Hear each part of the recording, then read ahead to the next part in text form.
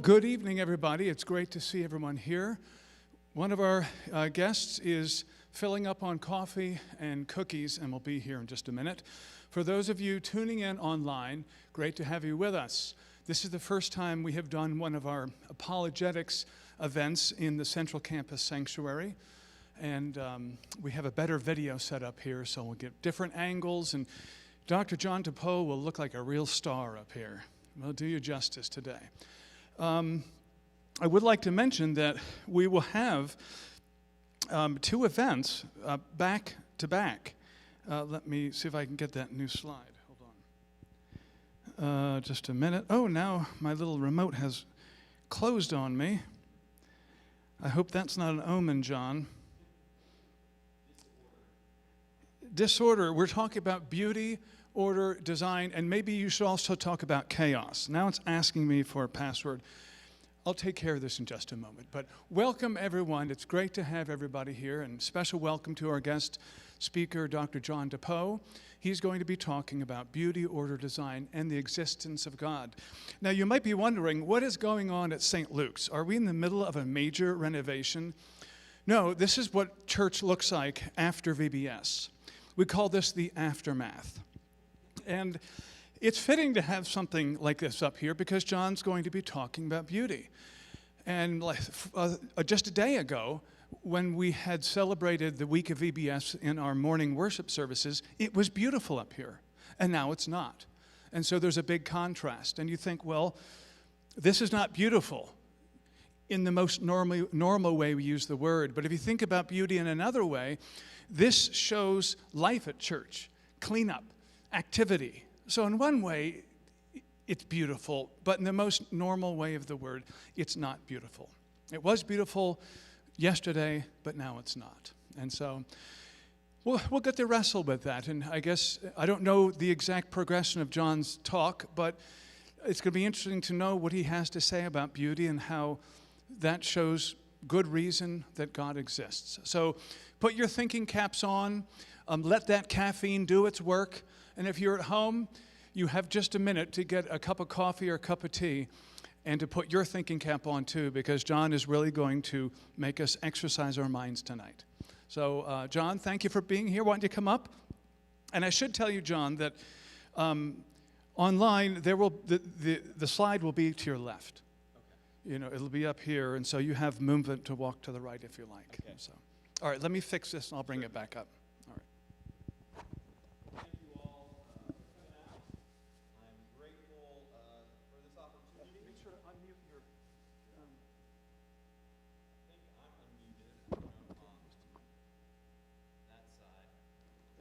All right. Hey, there we go. Thank you all for coming out. Let me start with a word of prayer, and I'll move from there. Lord, just thank you for this opportunity to speak. I pray for those who are listening that you would allow them to listen attentively. May the words that come out of my mouth be true, and may all of what we do here tonight bring glory to you and point to you and the beautiful and wonderful God that you are. We love you, Lord, and it's in your name we pray. Amen. Well, I'm real excited to be talking about this argument from beauty, order, and design, and how those things point to the existence of God. Next week, we are going to continue this as well, and so Dr. Keltz is going to be coming in next week and be talking about more on design arguments. And what I'm going to be sharing with you tonight is actually a different kind of design argument than what you're going to hear from Dr. Keltz. So they're related, and we really thought this would be appropriate because of the themes and the things that we had from VBS here at St. Luke's, which focused on the ocean world.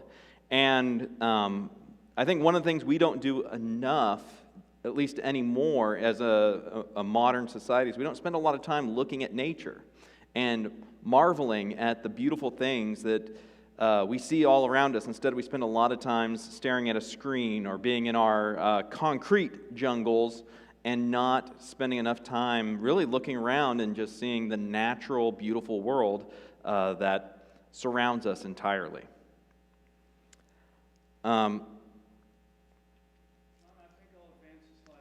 Okay. In that case, let's go ahead and one of the things I wanted to start with is just some examples of beauty that you will find in nature. And actually on this title screen, you see some of these things that I'm going to be alluding to that you find all throughout nature. And so one of the things that I have been fascinated by, and if you have not looked into this, maybe this is an area where you could grow in your fascination for nature, is the patterns and sequences that you find in nature. That nature is not chaotic, or at least not as chaotic as you might think it is. That it actually has, at a fundamental level, a lot of patterns, a lot of things in them that once again seem to be without accident. Something that has always struck me is just the amount of aesthetic beauty that we find in nature, what you might call the sublime awe that can be elicited from us by just experiencing the natural world. And I have a picture here of just an example of that, a sun setting and how that changes those colors in the clouds and on the water and the hues of just everything around it. It's just one of those things, when you see these things, it is breathtaking. If you go ahead and we flip forward another slide here, here's a picture that was taken from the Hubble telescope. And once again, it's hard to look at that and not just feel a sense of awe, especially if you have a really good photo of that, or if you get to witness this with your own two eyes. Whether we're looking at things on our planet or things in the galaxy, and let's move on to the next slide. Here is a shot of the Grand Canyon. Once again, just something a little different from all those other things. And when you look at this, it's just beautiful, but it also brings out all these different colors and shapes and design in it that is just, once again, captures our attention. It's why so many people traveled long distances to see the Grand Canyon in person. In the next one, what you'll see is the underwater world. So this is a picture of a coral reef. And coral reefs have, once again, all this color, this teeming with all kinds of different life. It's really a beautiful sight. And so people, once again, they travel long distances, they spend lots of money so they can go scuba diving and see these sorts of things with their own two eyes. It's just really amazing. So there is some aesthetic beauty that I think is unquestionably a part of the world, that we live in a beautiful and wonderful world. So if we move forward to the next slide, what I wanted to do is talk about how the natural world really is beautiful and wonderful. And one of the ways that we see that is going to be with patterns. And so there are things like, I'll talk a little more about this, called the golden ratio and the Fibonacci sequence. These are both related to each other as well. Go ahead and advance one more. Here is an example of patterns and sequences and the Fibonacci sequence. So you'll see here a picture of a butterfly. And what you see at the bottom is actually the incorrect golden ratio equation. So the golden ratio, as it has on there, is a ratio between two lengths, A and B. And what it is that A is to B what A and B combined are to A. So the way that this actually is wrong is that the middle expression there, that B and the A should be flipped around. The A should be on top and the B on the bottom. And it comes out to being about 1.61 something. And what you find, what's so special about this is that there's a kind of balance that you find in this, and it's all over nature.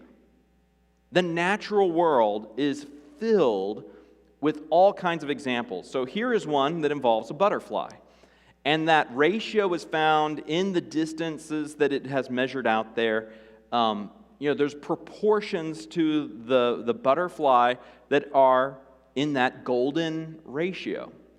There's another part of the golden ratio that is expressed as a curve, and that's what you see kind of swirling at the bottom there, are these curved portions, and those portions actually all exhibit the golden ratio.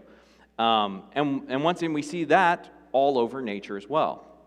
Let me show you another example. The next one is a nautilus shell.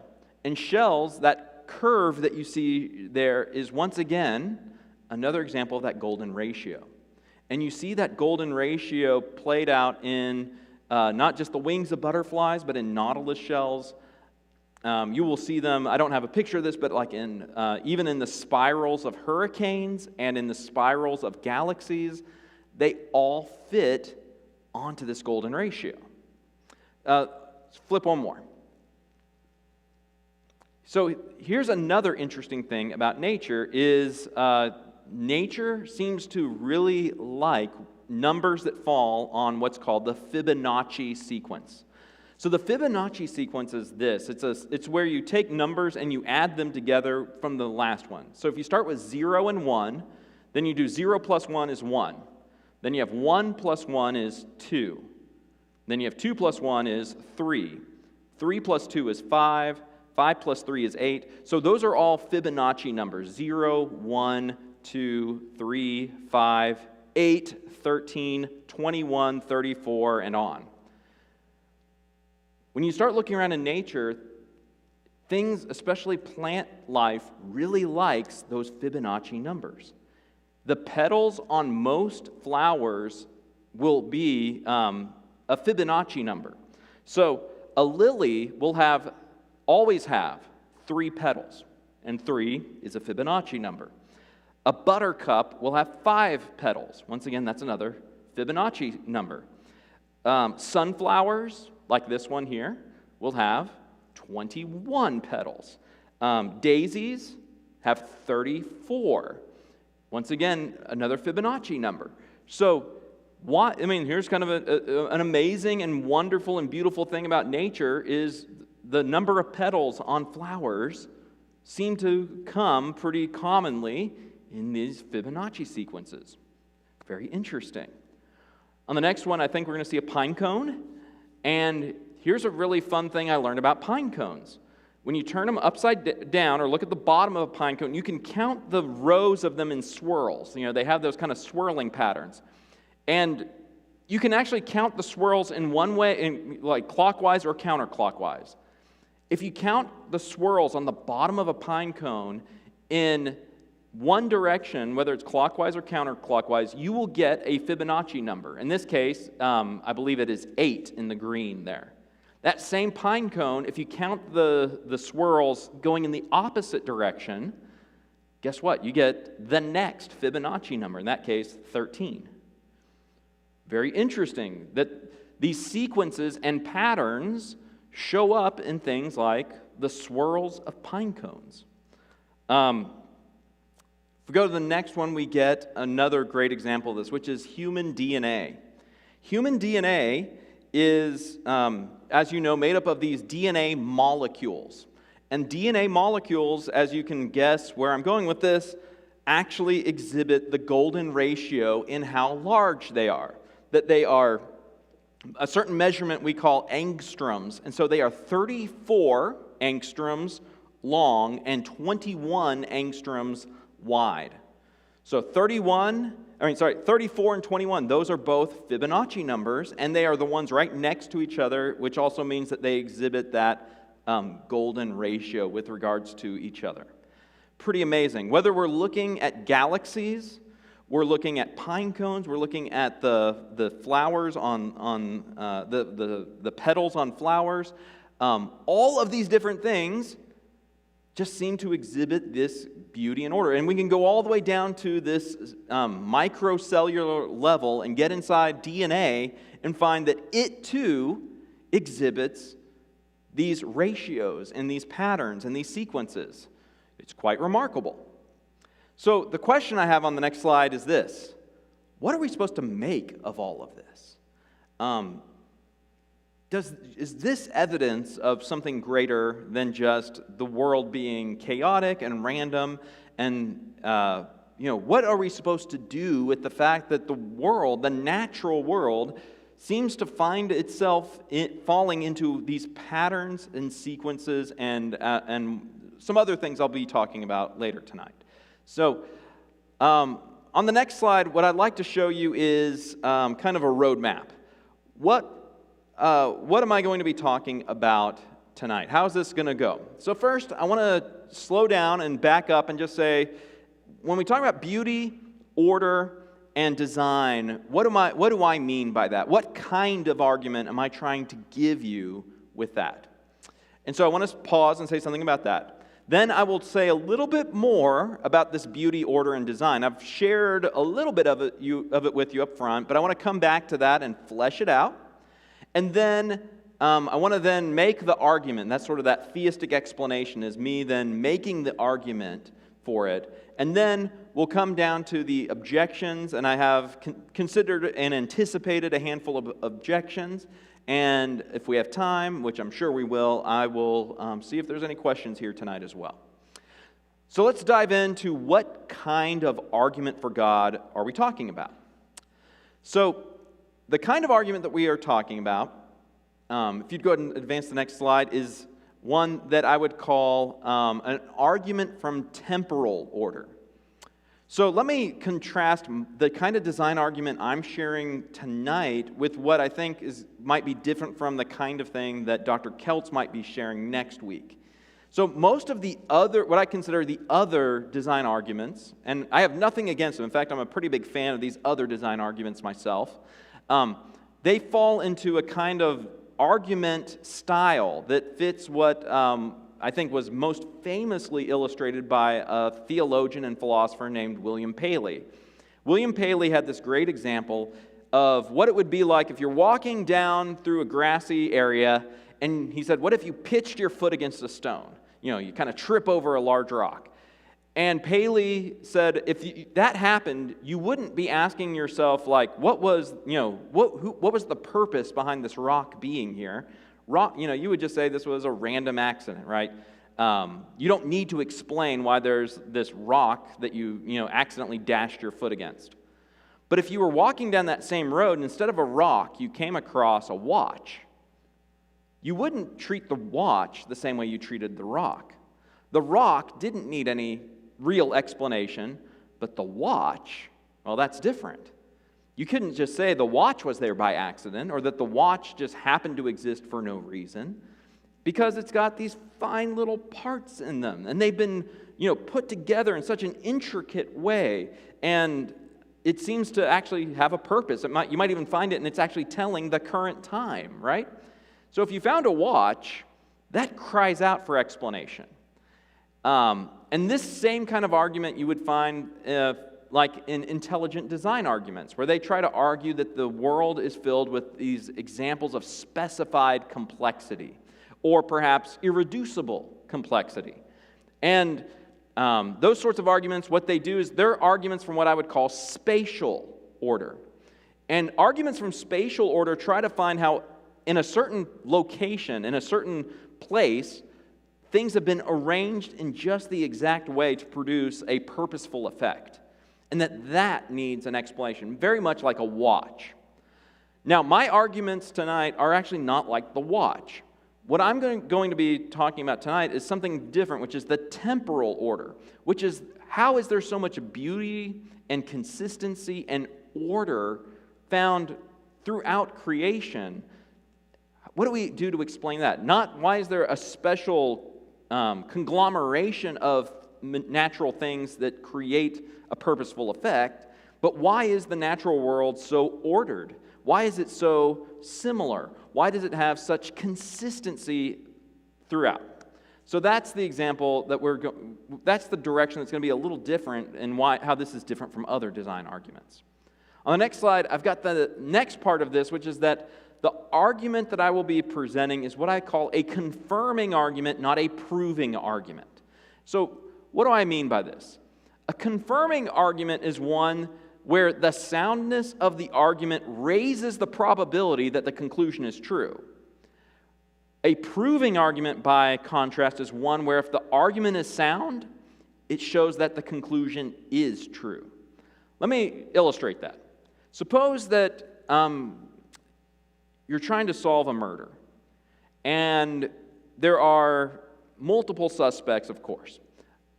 If you find that there was a blonde hair at the murder scene, that would be an example of a confirming piece of evidence that the murderer is blonde-headed. However, that wouldn't be enough to say that therefore, this blonde person over here must have been the murderer, right? It's just going to raise the probability that the murderer had blonde hair, but it's not by itself enough to prove that this blonde person over here must have been the murderer. That would be a proving argument. A proving argument would be one where the evidence is strong enough to show us that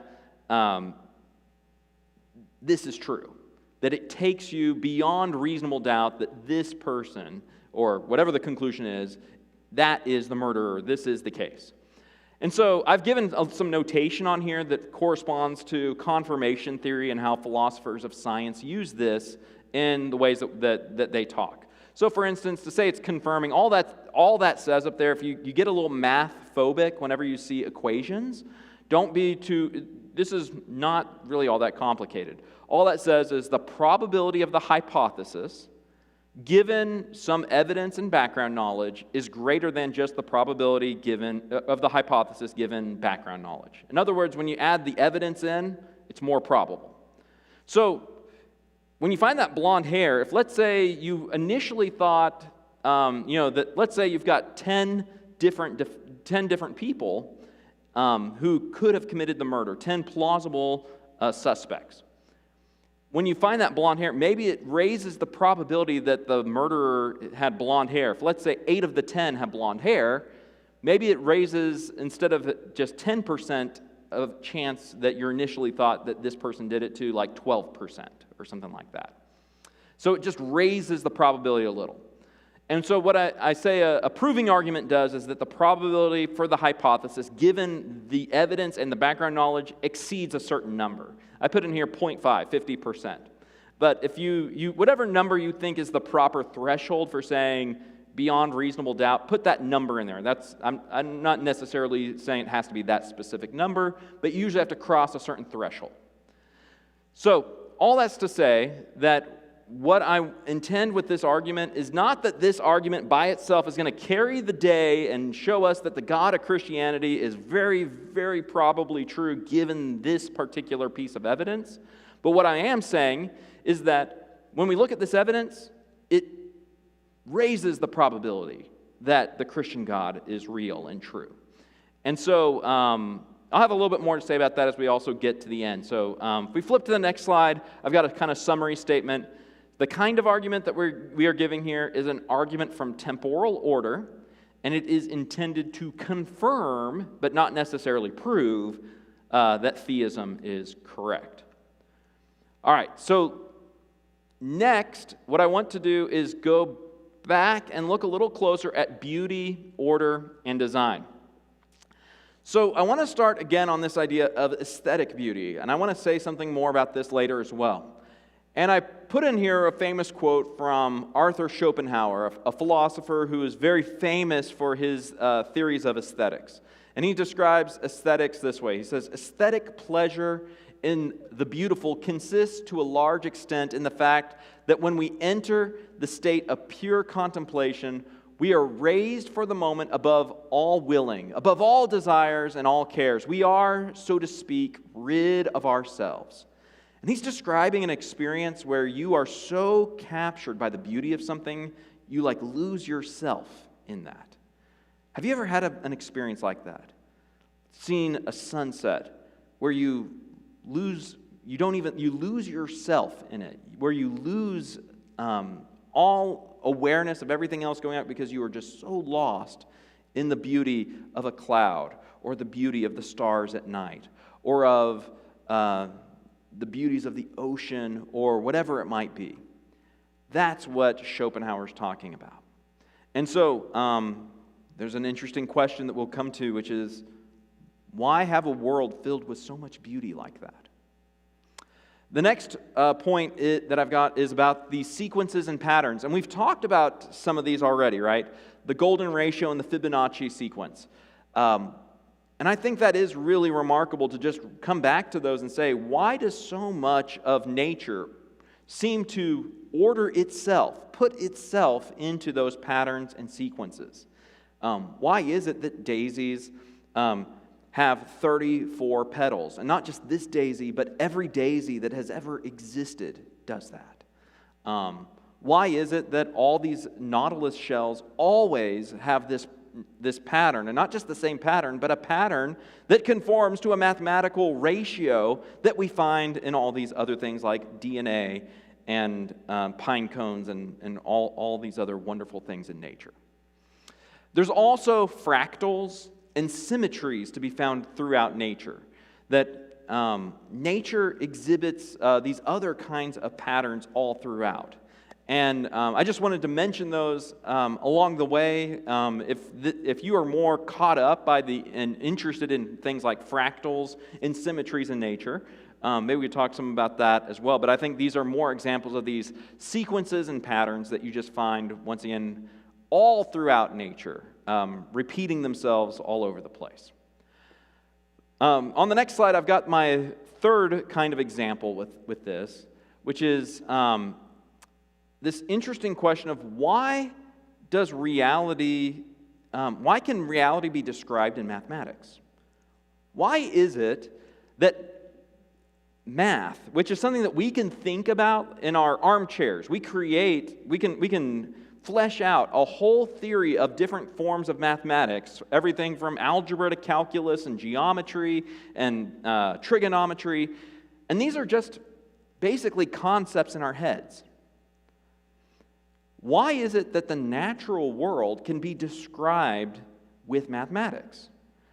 And if you think that this is just some kind of apologist, Christian talking point, it's not. This is really a perplexing question that has been asked by others. So, a physicist named Eugene Wigner from the 20th century, very famous physicist, he wrote a paper it's a very famous paper, you could Google it and read it if you'd like, called The Unreasonable Effectiveness of Mathematics in the Natural Sciences. And here's a mathematical physicist who is saying, it's kind of weird that math, these concepts that we just think about actually accurately describe and predict the behavior of anything in nature. Why is that?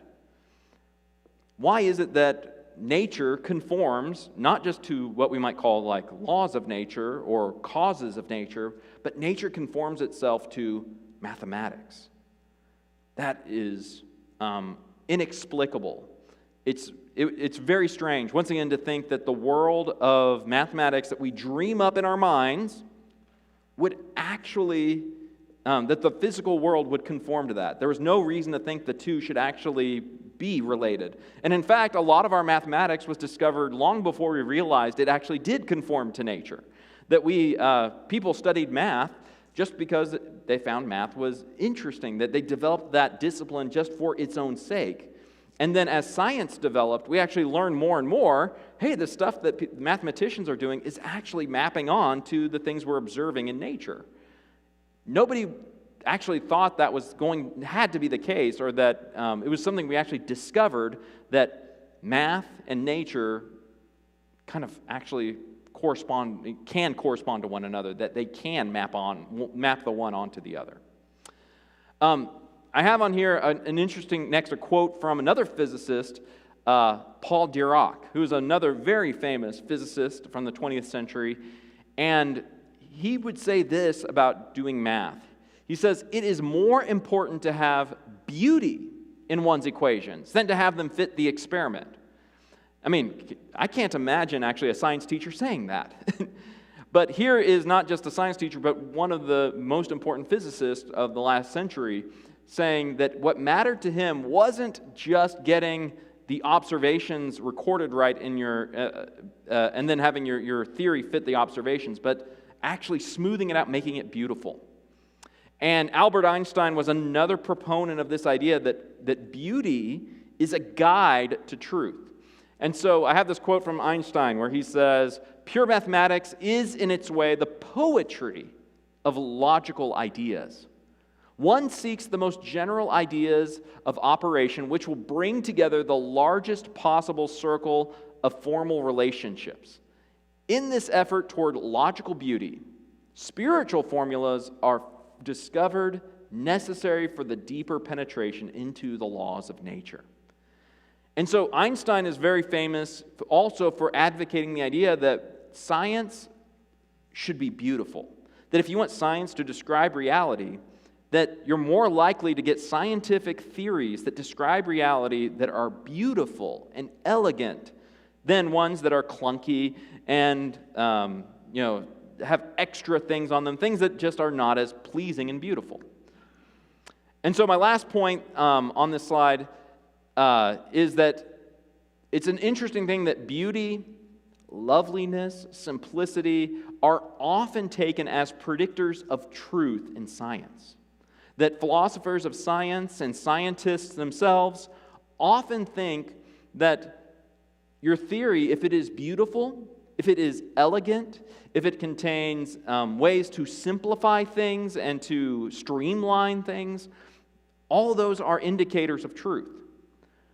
But as I'll be asking later, if the world is just a chaotic, undesigned, unplanned cosmic accident, why should beauty be a guide to truth? Why should elegance and loveliness in your scientific theory, why would you expect that to predict what is true?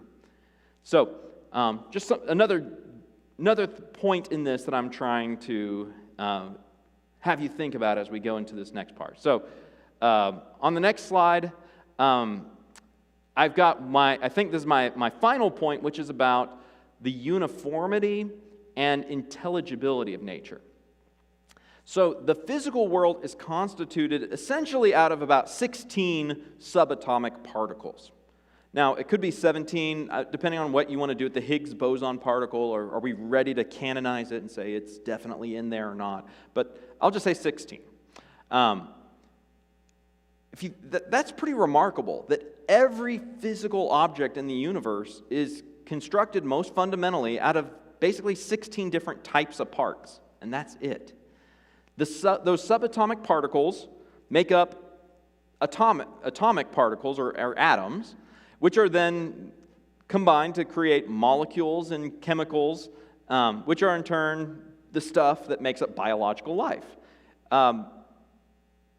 That's pretty amazing to have 16 subatomic particles work together in just the right ways to create all of these other layers of biological life on top of them. And furthermore, it's 16 basic types that are governed by a handful of simple laws. That the physical world, and it's not just something that happens to be localized, here in Lubbock, Texas, or in the United States, or the Western Hemisphere, or the planet Earth, or the Milky Way galaxy, but we're talking about at all places, at all times, these 16 particles following a set of the same laws that follow everywhere. That is how everything is made up. And this is part of what makes our universe understandable. This is part of what makes things comprehensible. The fact that we can conduct scientific experiments and we can conclude things not just about what happens locally in Lubbock, Texas when I run an experiment, but I think that because if I run the experiment, I discover something. I think that I haven't discovered something just true about what happens in Lubbock, Texas in 2024, but I think that I've discovered the way this works everywhere, at all places, at all times. Why would we conclude that? If I'm trying to figure out the way that sodium maybe combines with barium or something like that. If I do the experiment and I see that there's a certain chemical reaction that takes place in my lab, why do I then, after I've repeated the experiment a few times, think I've discovered not just how sodium and barium react in my lab, but this is how they react everywhere, at all places, at all times? So one of the most amazing things about the universe, as Einstein said, is that, as he says, the most incomprehensible thing about the universe is that it is comprehensible. We take for granted the very fact that we can actually observe our world and extrapolate conclusions about it, that we can comprehend how it works. But isn't comprehending how it works actually a pretty amazing thing? That for all we knew, maybe we couldn't have figured it out, or maybe it would have been so complicated and messy that we never would have figured out how it works. Or maybe the universe would just be haphazard and just would act differently in different places at different times, and so it would be unknowable and incomprehensible. It's pretty remarkable that the universe is a comprehensible place. And so we tend to overlook some of these things because we just take them for granted. But don't take them for granted, because one of the things that I would say is that it didn't have to be that way. It could all have been very different. All right, so I think my next slide's my summary. So when I'm talking about the beauty, order, and design that are features of our universe, I'm talking about the profound aesthetic beauty that we find in the universe. I'm talking about the way in which it can be described by mathematics. I'm also talking about the uniformity and simplicity that you find across all space and time. So that's the beauty, the order, and the design that I'm seeking to explain here. So I've alluded to some ways in which I think that this is already helping us raise the probability of theism. But let's go ahead and move on and talk more specifically about how that constitutes an argument for theism. So the data set that needs to be explained, as I mentioned, is the beauty, order, and design. And there are, I would say there's basically two live options for us today in how do we explain that. One is theism. Theism is the belief in a personal, omnipotent, omniscient, and perfectly good being who created the physical world. And I would even say more specifically, Christianity, Christian theism in particular. So when you look at, for instance, in the creation account of Genesis 1, there's some remarkable things to note about that. If you notice, day 1 is light and darkness. Day 2 is the separation of the water and the air. And day 3 is then the clearing out, the creation of land, right? And what do you have? So that's days 1, 2, and 3. Right next to day 1, if we start over and start a new column here, day 4, light and darkness on day 1. Day 4 are the objects that fill light and darkness. It's the sun and the moon. Day 2, separation of the sky and the water. What's created on day 5? Birds and fish. It's the creatures that fill those spaces. And then on day 3, remember that was the land. Guess what's created on day 6? The animals and man. The creatures that fill the space. You already see in Genesis 1 that God is an orderly creator, that He is somebody who likes pattern and design, that the very 6 days of creation show us already God's plan and His ways of thinking that are orderly and built around pattern and design. Another important part of Genesis 1 that you'll see differently is, compared to a lot of the other ancient creation stories, is the idea that when God creates things, He actually imbues them with the powers and abilities to reproduce after their own kind. So it makes a point when after, I'm looking in Genesis chapter 1, in verse 11, it talks about God saying, "And let the earth sprout vegetation, plants yielding seed, and fruit trees bearing fruit in which is their seed, each according to its own kind on the earth. And it was so." Verse 12, "The earth brought forth vegetation, plants yielding seed according to their own kinds, and trees bearing fruit in which is their seed, each according to its own kind. And God saw it was good." And there's similar statements after the animals are made. And the point is that God, when He created the world, gave things actually the powers and abilities to kind of reproduce on their own, to fill the earth of their own kind. And that's really different than other creation accounts which try to fill actually a lot of natural processes with like spirits that do it all for them. You don't see any signs of that kind of use of spirits or any kind of that kind of explanation found anywhere in the Genesis account. It's in the Genesis account where God creates everything and he gives them the properties, the characteristics to actually carry on their own propagation. So that's theism, is this account of a personal God who creates a physical world. The second alternative, if you don't believe that this was done by a personal God, is naturalism. Naturalism is the view that the physical world was produced without a transcendent personal cause, that it is essentially an accident.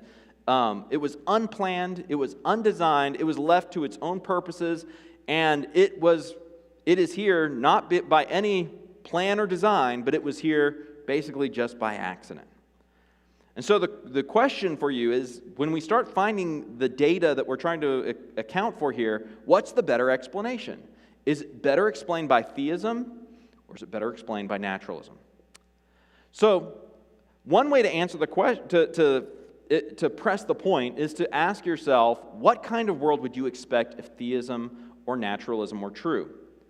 I would argue that if theism were true, it would lead us to expect a world with this kind of beauty, order, and design I have been talking about.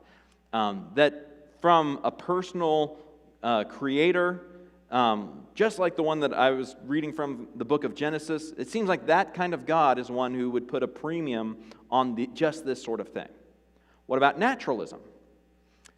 Well, naturalism, I would say, on the next point on the slide, is going to show us that it's really not what you would expect.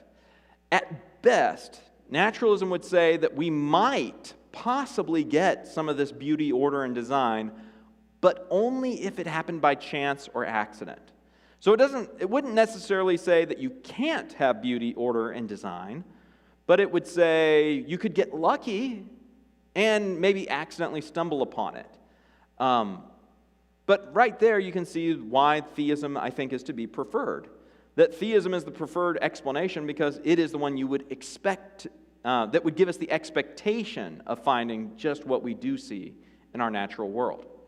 Naturalism is just going to have to say we got pretty lucky in getting a beautiful and wonderful world. On the next slide, I've got another angle on this, which is just thinking about the human experience. The range of flavors and scents and tastes and colors is pretty remarkable. In fact, I would say it far outstrips what we need for biological life and basic survival. That the vast range of sound you can hear, and not just the range of sound, but with the kinds of quality and tone, you didn't need to have all of that in order to survive. Your ability to see the colors and the hues and the various things that we observe with our eyes. Once again, maybe it'd be helpful for survival's sake to have some seeing ability, but to see with all of the colors we have, that is just in excess. You don't need all of the range of vision that we possess in order to survive. We could survive on a lot less. And taste. Taste is one of my favorites. Because if you think about this, for survival, you don't really need a full palette of taste buds that we have to survive. You would just need enough to where you could discriminate between food that would kill you and food that won't. And God, either God or if it was through an evolutionary process, could have given us that discriminatory powers on a lot less than what we have. What we do have seems to be in such great excess, I think the natural explanation is not a very good one. It seems like we actually have quite a bit of ability to not just discriminate taste, but to enjoy it. And there's not any evolutionary reason why we ought to enjoy flavors on the level that we do. So the better range for the capacity of this range of aesthetic experience and the beautiful world that we live in is, once again, evidence for theism to be greater than naturalism.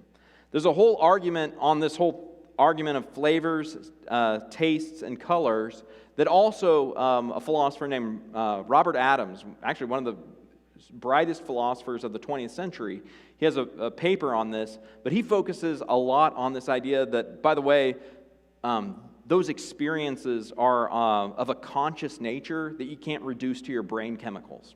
And he would argue that actually on the basis of the fact that we have this range of conscious experience, that far outstrips, once again, nature's ability to even create the experiences.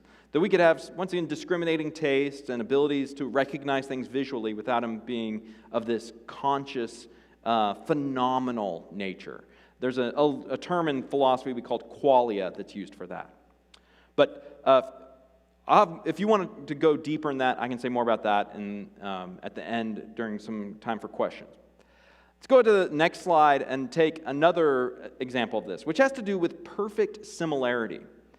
Why is there perfect similarity among those fundamental physical particles? And why are there only and exactly 16 of them? If you think about this, it's like the world was made out of like Lego blocks. Like exactly, like what if there were like the perfect 16 Lego pieces by which if you had enough of them, you could just build everything? That's kind of like what we've discovered, is that this world is made up out of these building blocks where there's just these 16 basic types, and if you have enough of them, you can build everything that makes up our world. But it didn't have to be this way.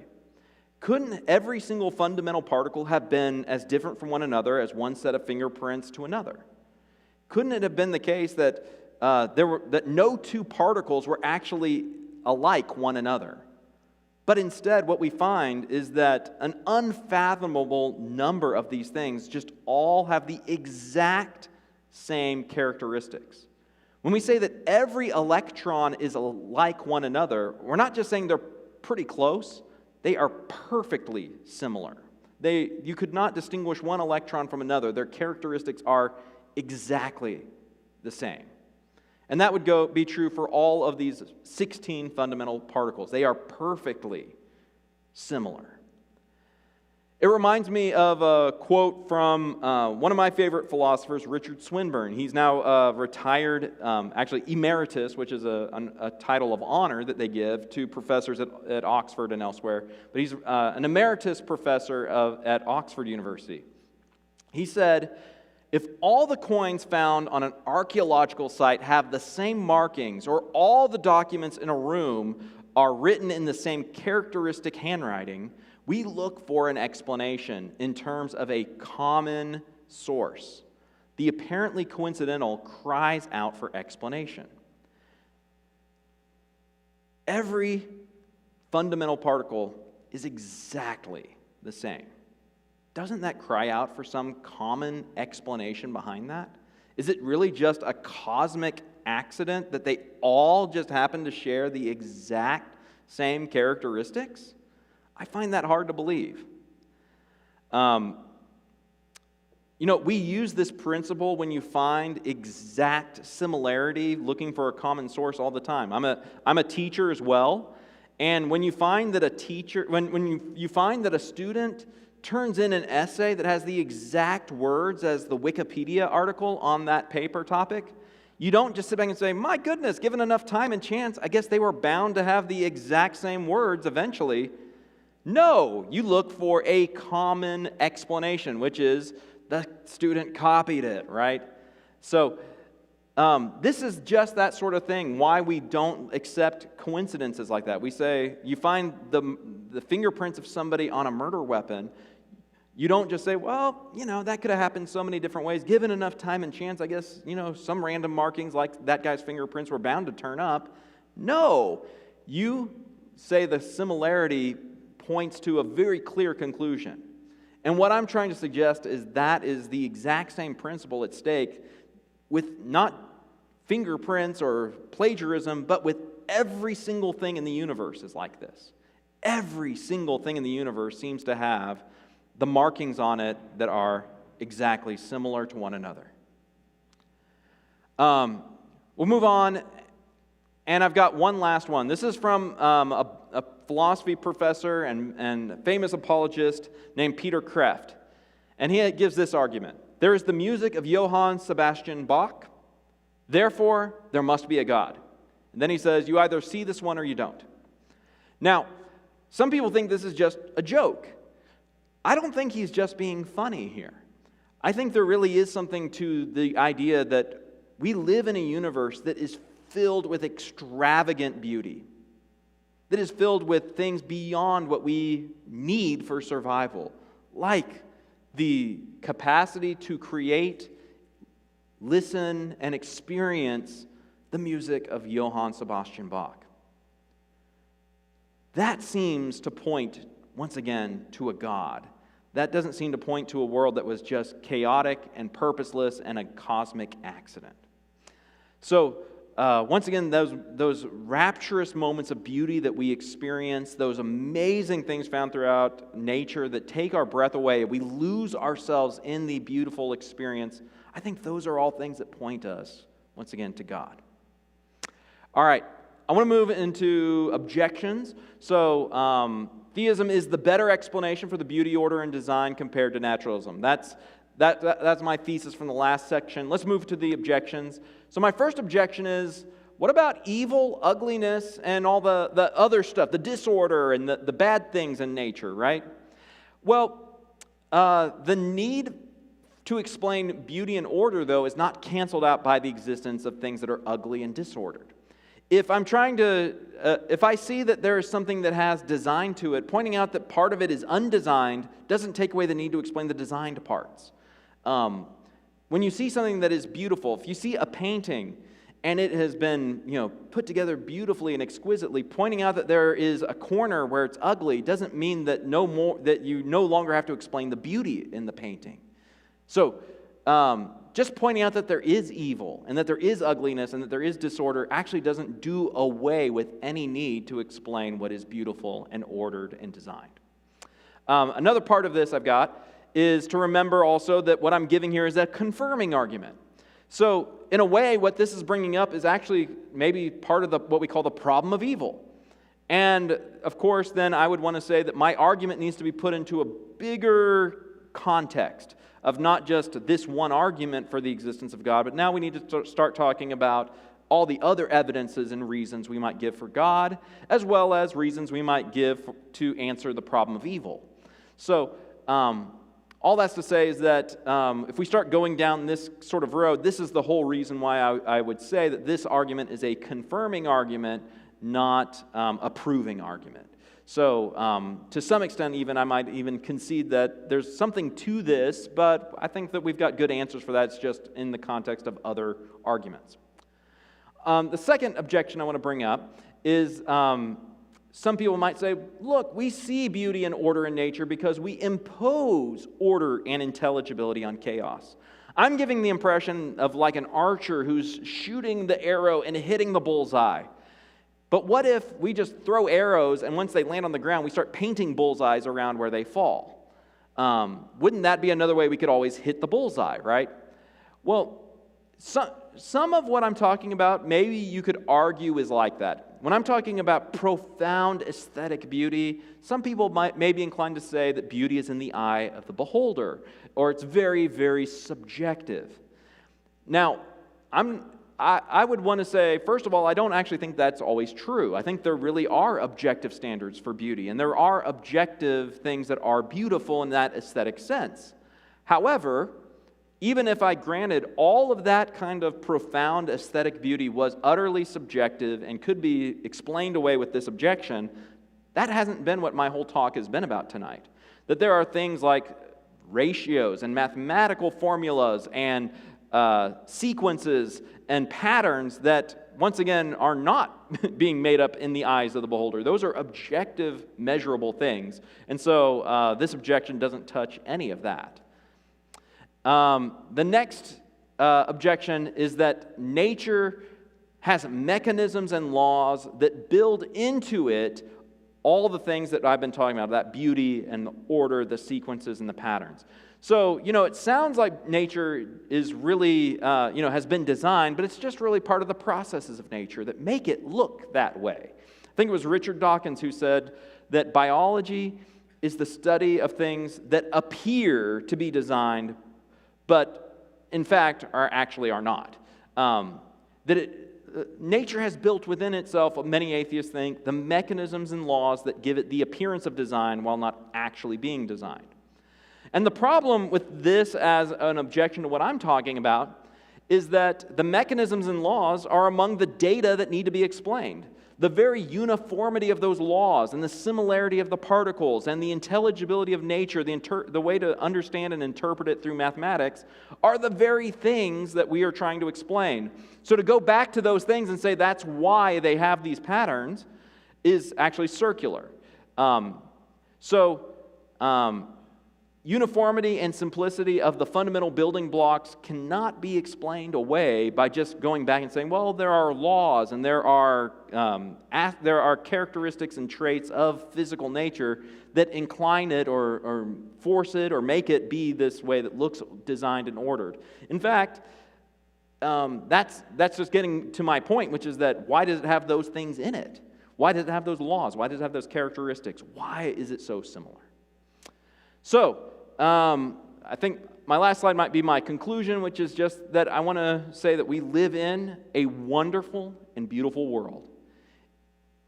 This wonderful and beautiful world is evidence that raises the probability that theism is true. And once again, this is a confirming, not a proving argument, but I think that it does do what I say it does, which is that when you consider the evidence of this beauty, order, and design in nature, it raises the probability for theism. I think that's all that I have prepared, so I'll see if we've got some questions. I know we got some online viewers, we got some real viewers in flesh and blood here, which is great.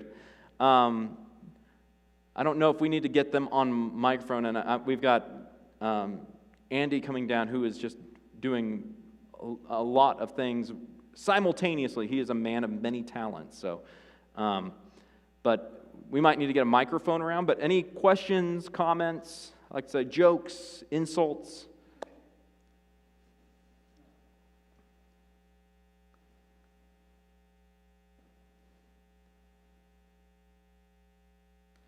And just want to thank Andy again. He's doing a lot of things at once and doing them really well. So thanks, Andy. Oh, you're welcome. And I'm sorry for the technology problems. That worked out happens. great. They creep up at the wrong time. I had tested that remote on Sunday.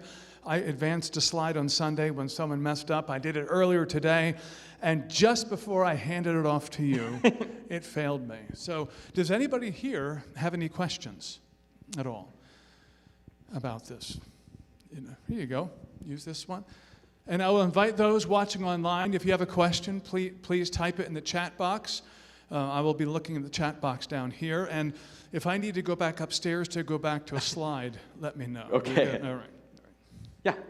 So you had referenced the idea that beauty isn't always subjective. It's something that I've been thinking a lot about lately is the idea that it's not always subjective. And I've heard, you may have to refresh me, but there are some things that when you look at like the idea of objective beauty, there's some ideas behind that, aren't there? Oh, yeah. Form. Can you refresh me on that? Are you familiar with what I'm speaking about? Well, I can't read your mind. I'm not that. It's not that kind of show tonight. Right. But one of the classic examples, for instance, is symmetry. Symmetry is often thought to be, and I think Aristotle. Aesthetics is a little bit out of my wheelhouse in philosophy, but I think it was Aristotle who was the first to kind of bring up symmetry as a marker of aesthetics, of objective aesthetic beauty. But there have been other things proposed as well. I mean, but I think one of the most famous is symmetry. I don't know. I've got another doctor of philosophy in the house, so I don't know if he has more on the objectivity of beauty. He might have more to say on that. I always go with just more this kind of test, which is that it just seems like if you were to ask what is more beautiful, the music of Beethoven, or if I need to pick a specific song, I will, or the music of Britney Spears, and I can pick a specific song if you want. It doesn't matter. It's not really your opinion which one is better. Beethoven is objectively better, right? And then we spend, what I think philosophers do is then we try to come up with theories of why is it the better theory. And so I'm not sure if we're ever going to actually here's kind of one of my concerns. I don't know if we're ever going to nail down what makes objective beauty objectively beautiful, because I almost think it reduces it to something else. So if objective beauty really is something that is real, which I do think it is, then there's going to be some elements of that that are actually, I think, inexpressible in some other way. And that's a little bit why I might lean a little bit more to what Schopenhauer says, and Immanuel Kant has a theory of aesthetic beauty that I think it's not the same as Schopenhauer, but it's kind of the same nature of it. It's this idea that it is beyond a way to measure it and to quantify it in these other ways. So I don't know if that even came close to answering anything you wanted me to say, but that probably expends all my knowledge on it, though. So.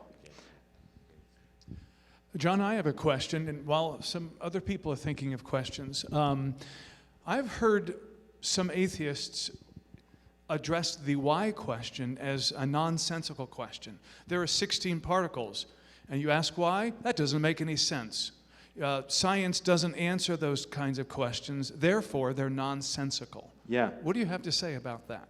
So I think that in some ways, when we're asking why questions, you eventually have to come to a point where you stop answering them. It can't go on forever. And we all need to find our stopping points. And the question is, where is a good stopping point? So when my students turn in papers, and if one of them has language that perfectly matches the Wikipedia article, do I just stop asking why and say, this is my stopping point? Just these two things are perfectly the same as one another, and there's no deeper explanation than that. That seems like a bad place to stop asking why. So the question is, why, if I'm an atheist, why stop asking why? Why is it a legitimate thing to say there's no deeper explanation of the universe than just that it is? And things that need deep, so there's, I think, criteria for this. There are things that need deeper explanation. So one of them is when something exists with characteristics that didn't have to have those characteristics. We call that contingency. Or when something exists that didn't have to exist. As far as we can tell, our universe does not have to exist. In fact, our best science tells us that the universe began to exist at some point in time. And those things seem to be and the fact the size of our universe, the constituents of our universe, the arrangement of our universe, all that is contingent. So you have to ask yourself, with all those contingencies, why? Now, if the atheist just wants to say, no deeper explanation, no deeper explanation, no deeper explanation, brute fact, brute fact, brute fact, each time they have to say that, you're putting yourself in a place where your theory is a lot more clumsy, or another way to put that is a lot more improbable. Theism does have to stop answering the why question as well, but where does it stop those why questions? It stops with an eternal, all-powerful, all-knowing, all-good God. And that being is actually, I would say, the appropriate place to stop asking. If there is such a God like that, there actually would be no explanation for why God exists. Because God, if he was eternal, if he's always existed, if he is necessary, meaning that he is not contingent, then there wouldn't be any reason for why he exists. He has always existed, and there was no beginning to his existence. But our universe and the physical world did begin to exist. It didn't have to exist. It is arranged in a way where it could have been arranged otherwise. All of those things, once again, cry out for explanation in a way that theism doesn't. And one last thing I'd say is that theism is just so much more simple. That we're saying we're stopping the why question for theism when it comes to one being. But when it comes to the physical universe, the number of particles that we are dealing with, that physicists estimate that our universe is made up of, is something like a number with like 10 to the 100th power, with like 100 zeros after it. That's how many particles exist. You're saying there's no deeper explanation for that many number of things. That's a lot of things to just throw up your hands and say, no explanation for that. And I find it just a lot easier to say that about one being rather than basically a number so large I can't distinguish it from infinity in my mind. So. Okay, that's a more elegant way of thinking about it. It's elegant, it's beautiful, therefore it's got to be true. Yeah. If Einstein is right. So. Applying what I learned from the lecture tonight. Do we have any other questions out there? Oh, here, Sam. More of a comment. A lot of times we see the natural world. Let's say you take the coastline of a lake or the ocean, and there's been mathematics done on the randomness of that, and they have found that because they're trying to figure out what is the true area or of a lake or something like that. If you with all the nooks and crannies of there, well, actually there is a mathematical way of doing that, the randomness, and it fits pretty good to that, with a very more surprisingly so, kind of like what you say. So even when we see things that look very random, actually there is a pattern to it at the end. So I remember talking about that a while back. It's actually really hard sometimes to even create truly random things. But yeah, that's great. Any other questions? Yes, right in front of you, Sam. So you specifically spoke about theism, so your arguments tonight were in support of theism versus naturalism, but does the arguments ever line up more closely with one, like Christianity over another religious philosophy? I would say that what I'm presenting tonight largely fits with all forms of sort of monotheism. So Christianity, Judaism, and Islam being the most notable ones would all, I think, be able to that would be consistent with all of them. Where I think the Christian story actually does well here is more in actually dealing with some of these objections. That Christianity tells a story that explains actually why we have disorder next to order, why we have ugliness next to beauty. And of course, I didn't have time to get into some of that, but the story of the fall in Christian theology talks not just about how that affects man, but how it affects nature. And in Romans 8, it talks about how all creation is groaning and crying out for redemption, because our fall and our sin didn't just cause a moral disorder, it also caused a natural disorder as well. And so that's a way of saying that a longer version of this could actually, I think that's where Christianity actually ultimately prevails in being distinct from some of the other views that are out there. Any other questions? While you're maybe thinking about here we go. Here, we want to hear the people online want to hear your question. Well, not online. They're all the way across town. Oh.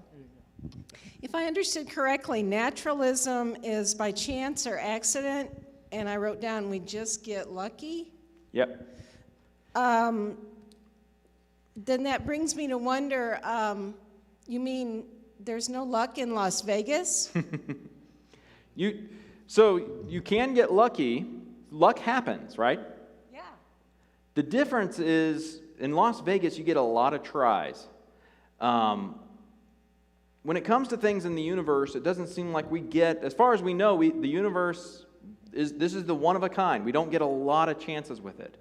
So it is possible that all of those particles did happen to have the exact similar qualities and characteristics as one another by chance, but that seems like a pretty improbable explanation to me. It seems far easier to explain why they all are perfectly similar to one another, to pick one of the examples, if it happens by design. So chance can happen, and this is, Richard Dawkins, when he's dealing with the problem of design, at least on the cosmic level, not with biological life, but more with the fine-tuning, that is what he wants to say, is that even though it's like a 1 chance in 10 to the 60th power, He's like, well, I guess we got lucky. Those are quite some odds he's taking on atheism, is what I'd say. Now you gave a number for those odds. Now, that's something we don't relate to. When you give that kind of number, you're basically saying it couldn't happen. Because people will say that the typical example is time and space. There's enough time and space for these odds to come true or to be fulfilled. Now, is that true? And this could, here's a great passing off is that Kyle might be talking about this next time, but I won't just leave it all to Kyle. But I'll say that there are mathematicians who look at chances and things like this, and even though it is finite, at a certain super large number, like we're talking about, we're putting like 10 to the 60th power, one chance in something like that, of those magnitudes, they say it is effectively impossible for these things to happen. And some people have done the math and said, how many seconds in time have actually happened? And if there was a reaction every second in time, how many, and there was this odds of it happening, how many seconds would have to pass? And I didn't come prepared to talk about that, but I've read papers where mathematicians who look at this say, there hasn't been enough time for us to get lucky yet. And I think that's a critical point there. People lay down this on the table. Age of the universe and space in the universe, thinking that covers everything. But what you're saying is the odds can be so great that the universe would actually have to be older, quite a lot older, in order for those chances to be fulfilled. And there are other interesting problems around here. If you're looking for something really fun to look up something called Boltzmann brains. And so there was a famous physicist at the end of I think he was at the end of the 19th century, named Boltzmann. And Boltzmann is named after him. I actually don't know if he came up with this, but the idea was that the chances of us actually having a universe like ours is less than there being a pocket where for a moment a mind might fluctuate into existence and have the illusion of a beautiful and orderly world like ours, than there actually being one. And all that's to say is just this, is that if you think this is by chance, you're better off thinking that you're actually having some kind of hallucinatory experience of everything and it's not real, and it looks like this, then it actually happens. Anyway, it's the Boltzmann brain problem, if you want to look that up. And once again, very well-established problem. There was someone who gave a paper on this at Texas Tech this past year while I was there. I mean, it's once again not like a Christian apologist argument. This is like a very major concern in the mainstream. Well, that sounds like a good place to end. Boltzmann brain. That's a mouthful, isn't it? It gets you hungry for a cookie. Any last questions at all? Well, let me come up here and address our friends. Thank you very much for coming tonight. I apologize for the technical problems. I was looking forward to watching John use this clicker and sit there and sip my tea, and I had to go up there and do it. I apologize. I'll try to make sure it works next week. I've got a whole week to solve this chaos. So for those of you online, thank you for joining us, and everybody, thank you. Thank you. We'll be here next week with Dr. Kyle Keltz, who's in the front row. He's going to talk about design and God's existence. So this should be an equally compelling lecture. Hope to see you next week. Same place. Bye-bye.